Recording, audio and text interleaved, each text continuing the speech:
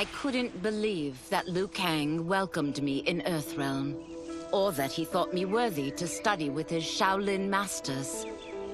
After a lifetime of wishing for one, I finally had a home. But my joy was tempered as I thought about Serena. My shadow sister was still under Quan Chi's yoke, and she deserved a life free of him as much, if not more, than I. Quan Chi and my other sisters proved tenacious, but they were no match for my blade. I snatched Serena from them. Then Liu Kang helped me break Quan Chi's spell. Her mind free of his influence for the first time in years, Serena chose to join me in Earthrealm. My sister and I once again fight side by side. Only now we do so for Earthrealm. Together, we have formed the Order of Light.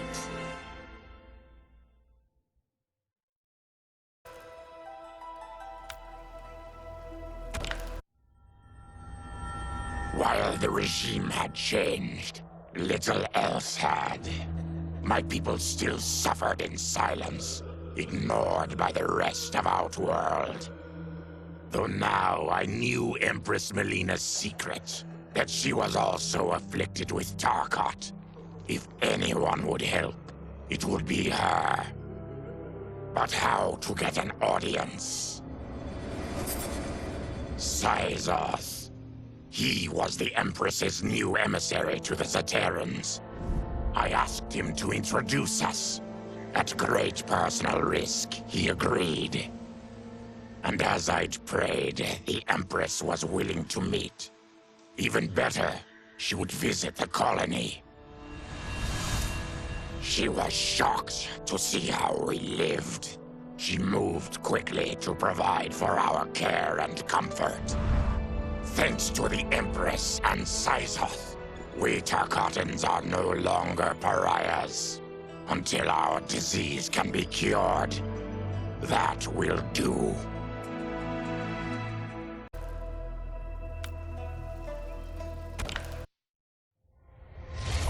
Though the barriers between timelines had been rebuilt, there was no question that they could again be broken. Protecting this timeline would require eternal vigilance, so that it could not fall victim to further outside aggression. But nothing in my countless lifetimes had prepared me for this task. In none of them had multiple timelines ever coexisted. Monitoring them for threats was an entirely novel problem. It would require a novel solution. I discovered that though the timelines no longer touched, their meeting had left them intertwined. I can now secretly surveil all timelines, keeping watch for potential danger. It pleases me to do this service for the new era.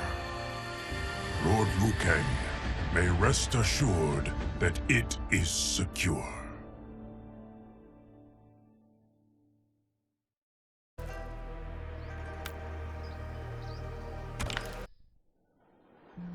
Quan Chi's defeat had cost me everything.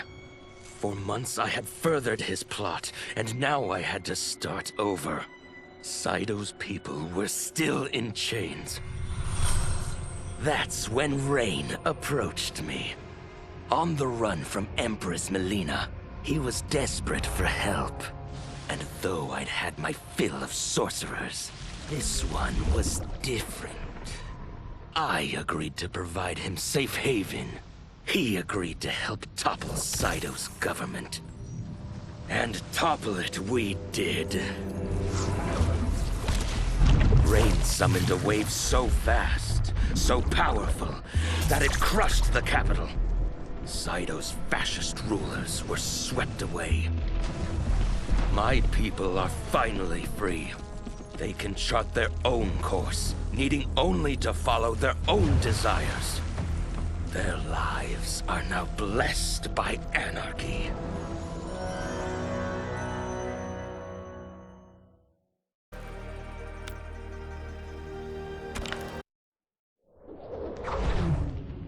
Since this whole thing kicked off, I'd wondered why Liu Kang chose me to be a champion. I mean, sure, I was killing it as a martial arts star, but it's one thing when it's all for show. It's different when you're playing for keeps. Then Liu Kang let me in on his master plan. He wanted the masses to know about the world beyond them, the one filled with gods and monsters, and he wanted me to tell them about it. But I knew revealing the truth all at once would be too shocking of a plot twist for most. That's why I pitched doing a bunch of stories, to slowly get people used to it. And if there's one thing I can do, besides kick ass in combat, it's build a cinematic universe. I'm serving up movies, streaming series, games, you name it. I like that I'm doing a public service. And it doesn't hurt that I'm making more than a few bucks. It's the kind of synergy that would make any studio mogul proud.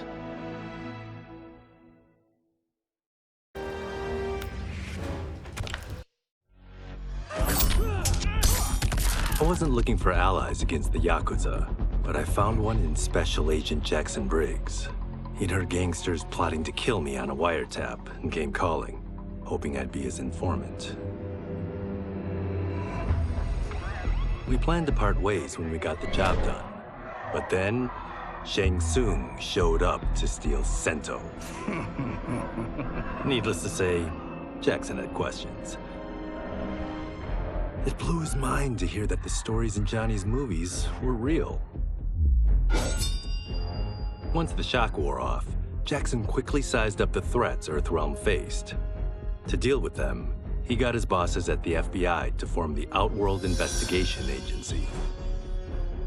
When he asked me to sign on, I hesitated. After all, me? A government agent? But it's an important job. And more importantly to me, an honest living.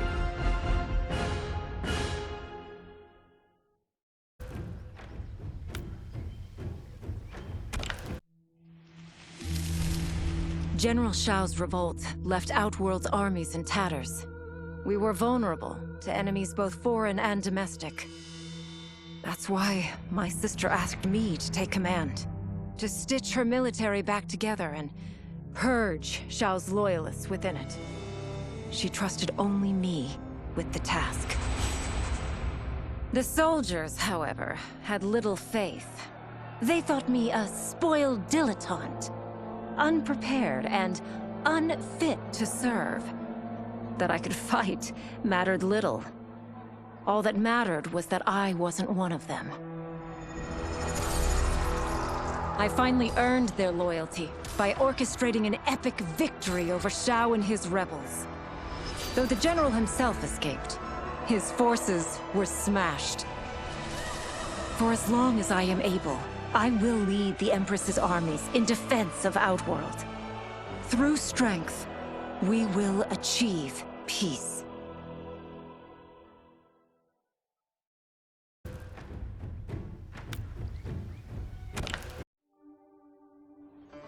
It was inevitable that the Shaolin Masters had me join them.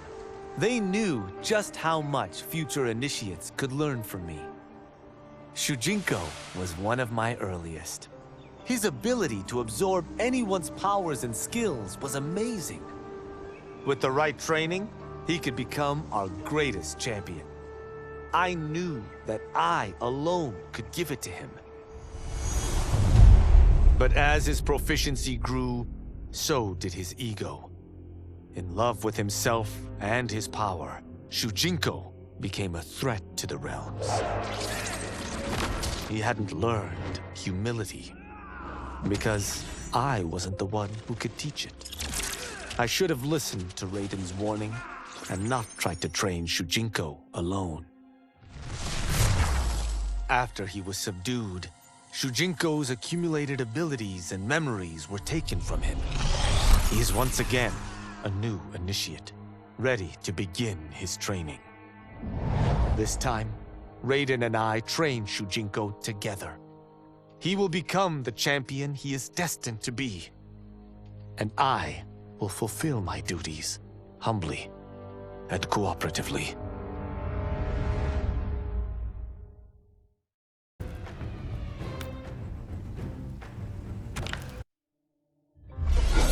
As her reign began, Empress Melina faced many challenges. To meet them, she turned to the people she trusted. Her sister to lead her army, and me to lead her Imperial police. Though I missed Empress Sindel dearly, I was glad my ties with her family had been mended. But while it was an honor to be made responsible for Outworld's internal security, I soon realized accepting the appointment was a mistake. I'm not cut out to be a bureaucrat, nor am I patient enough to navigate the Imperial Court's politics. I was at my best patrolling Sundo's streets, when I could feel the city's pulse and serve and protect its citizens directly. That's why I resigned my post and resumed my role as Sundo's first constable. I end each day knowing I've made a difference.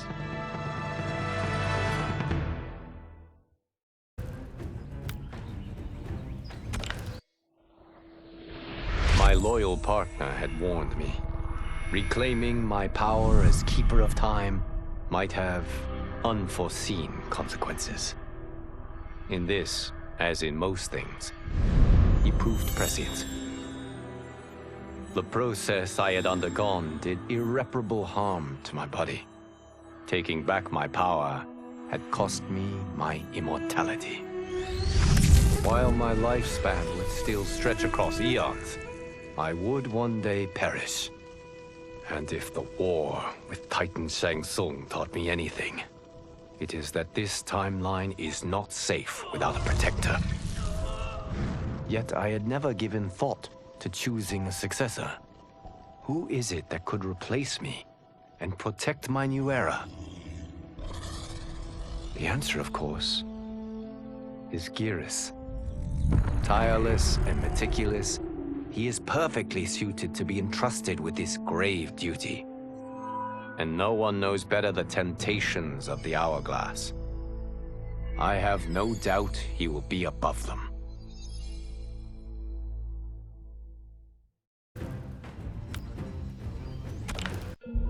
Though worried about how the public might react, I met with Baraka to discuss his Tarkatans. Speaking from his heart, he moved me. I agreed to visit his colony and see how his people lived. The conditions were atrocious. This was one of my mother's few mistakes. Like all Outworlders, she treated Tarkatans with scorn. What they deserved from us was compassion.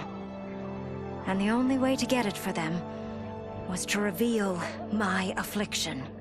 To show all my subjects that even an Empress could get Tarkat. The scandal my revelation caused was intense. But with the help of Kitana and Tanya, I emerged from it a stronger Empress than ever. My honesty, empathy, and resolve won over my remaining doubters. There is no longer any question that I am fit to lead the Empire.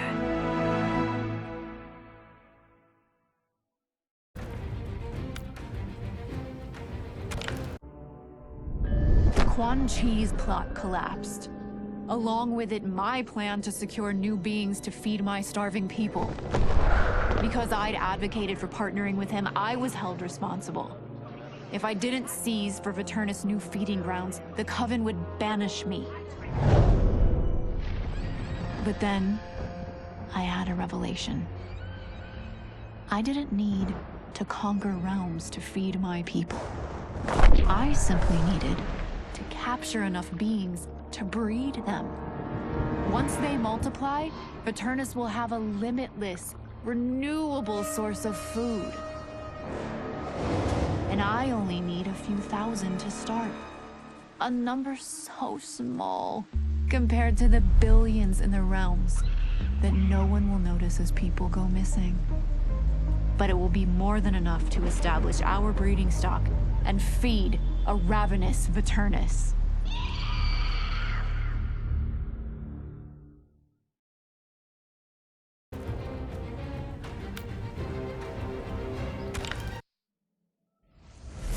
Were it not for my godly counterpart, I would not have survived the battle against Titan Shang Tsung. Meeting him, though, raised questions. Why did I replace him in this new era? Why was I made mortal? Lord Liu Kang told me of his Raiden's nobility and righteousness, about his steadfast leadership in the defense of Earthrealm. He also told me about Raiden's dark side, how he could be consumed by rage and cast aside the rules he otherwise lived by. Making me mortal and incapable of such anger was to keep me from following in his footsteps. Though I understood the reasons why, I felt I had been done a disservice. To survive the coming battles, I may need the edge that only great rage can bring. As the Shaolin couldn't aid me, I sought out someone who could. Someone to stoke the fire within me and teach me to master it. For this, I could have no better teacher than the Shirai Ryu's Grand Master.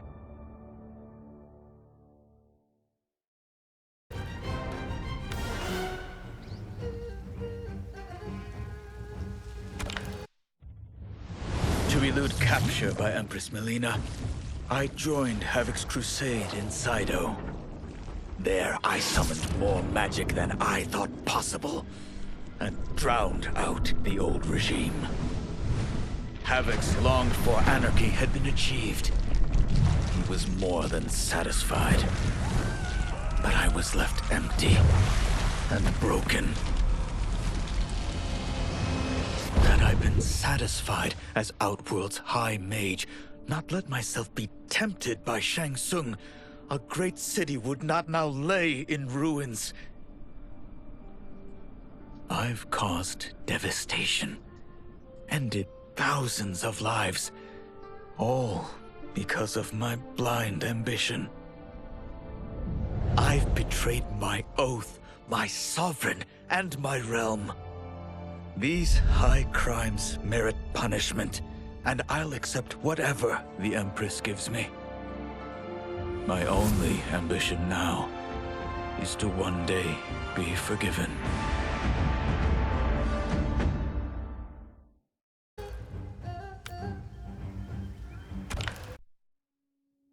With General Shao freed from prison, we began raising a new army against the royal family. Though many were eager recruits, few were good at soldiering. It was so bad, the general was forced to change tactics. He decided that we needed a doomsday weapon.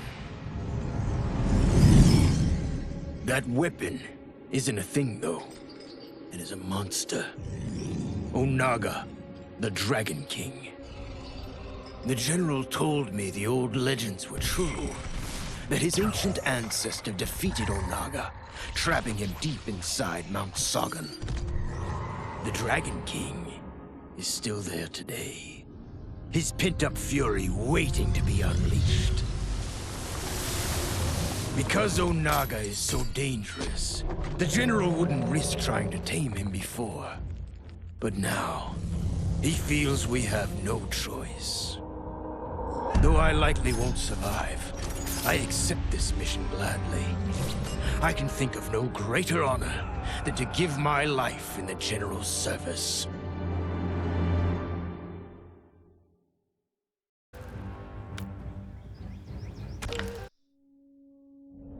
After fleeing Outworld, I hadn't expected to return. But then, I also hadn't expected the new Empress to make me an offer I couldn't refuse.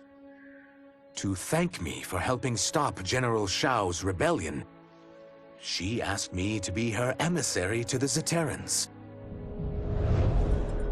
Going home, Bearing the seal of the royal house, I would show, once and for all, that my mutation wasn't to be feared.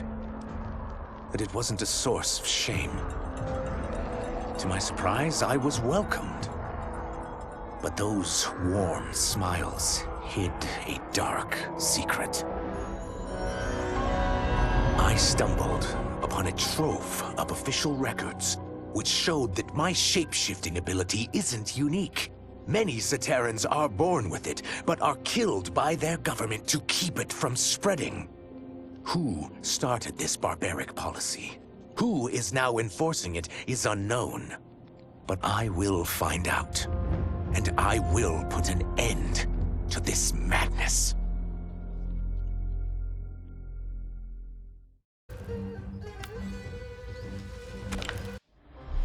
No sooner had Titan Shang Tsung been defeated than Bihan and his loyalists hunted us down. Outnumbered, we fled to Japan. There, we sought refuge from an old family friend. As children, we played together.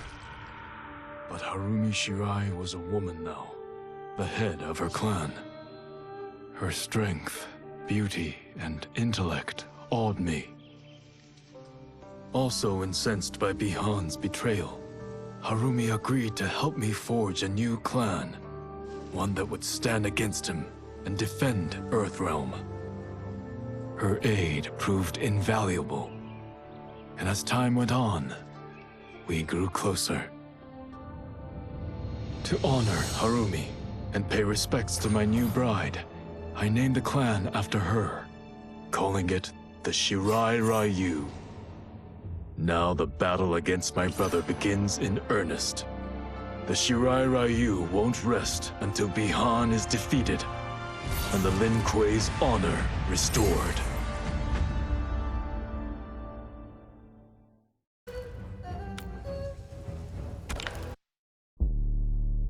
After escaping Lei Chin prison, I was hounded by the Imperial Police. I needed a place to hide and to recuperate while I plotted the best way forward. I knew the remote canton of my youth would be perfect. To escape capture, I traveled by sea. Little did I know that a gargantuan storm was brewing.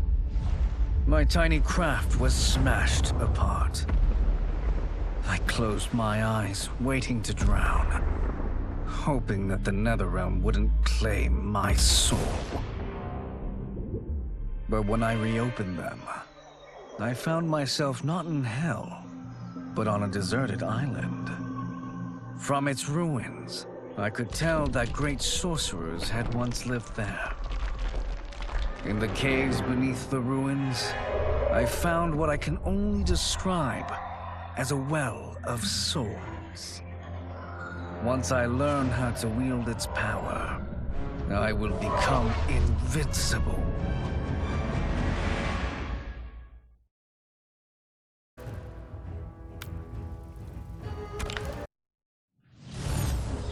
The battle had been lost, but the war isn't over.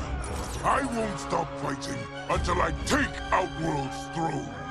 That they thought Lei Chin prison would hold me is laughable. Once free, I began planning my next campaign. I would need an unstoppable army to overthrow Melina. Unfortunately, most of my former soldiers lacked the courage to rally to my standard. Rebuilding my army would require finding new recruits. And that task is proving easier than expected. Outworld's golden age has left more than a few behind. Without hope, without power, they eagerly heed my call to tear down Melina's government.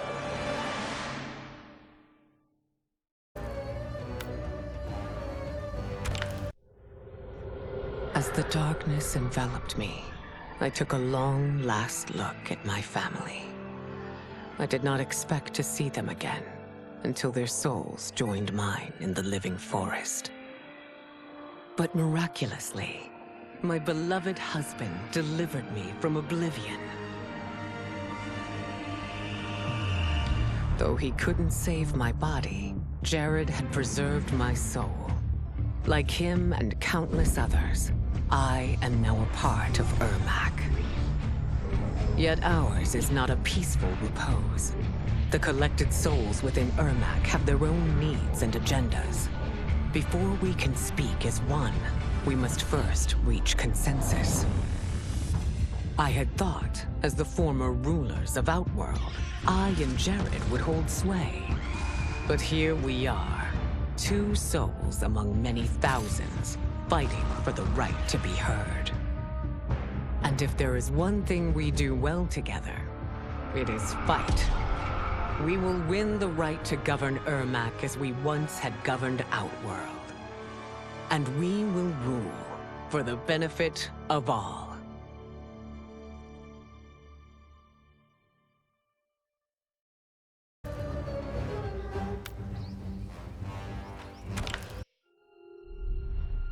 Kuai Liang and I were working hard to build our new clan. But even with the help of his close friend Harumi, it was difficult. The biggest problem was finding the right initiates. Then, one night, while walking outside Harumi's compound, I was attacked. I thought at first it was a Lin Kuei assassin, but his strikes were too uncertain, too angry. My attacker, it turns out, was a boy. Homeless and hungry, his assault was born of desperation. He needed money so that he could eat. It was like looking at myself 15 years ago. I would have ended up just like him if the Lin Kuei hadn't taken me in. So I took the boy to Kuai Liang, who also appreciated his fire. We made him our first initiate. The boy's name? Hanzo Hasashi.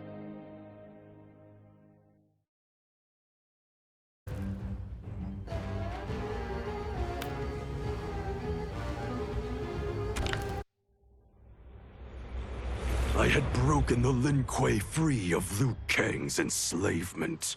We were now masters of our destiny, and could take our place among Earthrealm's great nations. But taking and holding territory would require a vast army. I needed more fighters to make our presence felt. Then I recalled Shang Tsung's dragon warriors. An army of them would be unstoppable. But trafficking in such strong magic would surely draw Liu Kang's attention. Sector advised that we avoid detection by building our army using science, not sorcery. We've invested much into this endeavor, and we are beginning to see results. Once again proving the depths of Sector's genius. When we are done, all of Earthrealm will honor our desires and heed our demands. If not, they will face the Lin Kuei's wrath.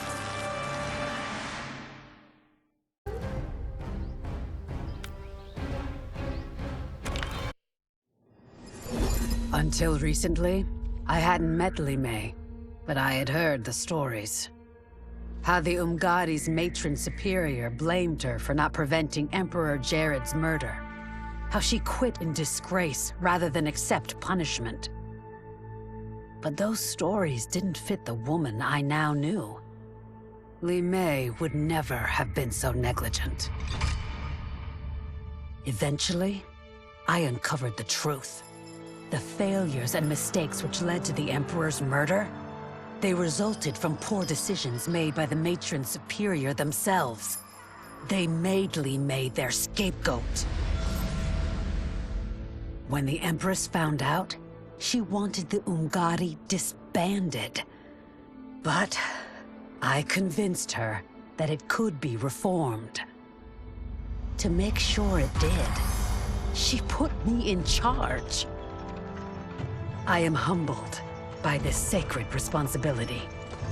The Umgadi, my sisters, they are my life. I will not let them be brought down by the acts of a selfish few.